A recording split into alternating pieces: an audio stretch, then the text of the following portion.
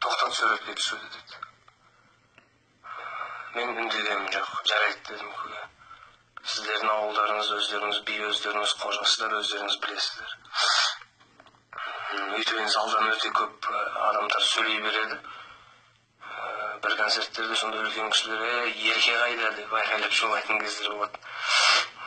Сосын оған қатты мән бермей құлақ аспадым. Екінші гүл беріп суретке түсіп жатыр, тағы кісілер тағы да айқайлады. Концертің не болып кетті мынау деп. Оған да үндеген жоқпын.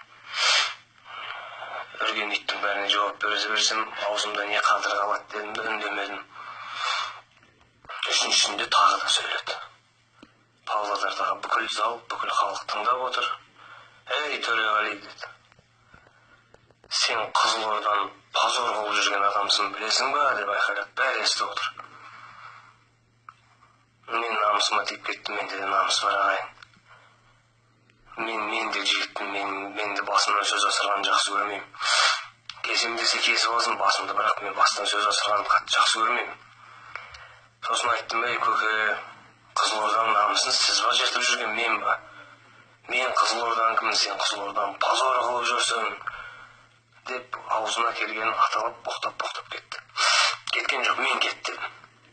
Неге десеңіз, сондай болып отқан тым жақсы концерттің шырқын бұзды. Сіздер ол кісінің айқайлағанын көрген жоқсыздар. Неге? Өйткені видеоны мен қаралау мақсатында шыққаннан кейін, мен табалау мақсатында шыққан видео болғаннан кейін, ол адам өз мақсатына жетті да. Болмаса өзім кешімде тұрып алып келген қонақтарға кет деп айтатын ондай тәрбиесі адам емеспін ағайын. Содан халықтан сұрадым, ағайын не істейміз, бұндай адам кетсін бе, кетпесін бе дедім. Халық кетсін деді. Егер де менікі дұрыс емес болса, ол жерде жаңағы Павлодарда халықтың бәрі ақымақ емес қой ағайын. Мені қуып жібермей ме сахнадан болмаса? Әркім әртүрлі жазып жатыр. Павлодардағы радиодан әндерді алып тастады дейді. Оған қосылып қол шапалақтап жатқанда жандар бар екен. Менің қолымнан ондай қатты күш жоқ, менің қолымда билік жоқ. Мен бірақ еліме аямай қызмет етемін. Мен шаршамаймын. Бұндай сынақтардың бірнешеуінен өттім. Әдейі жасалған кездерде болды.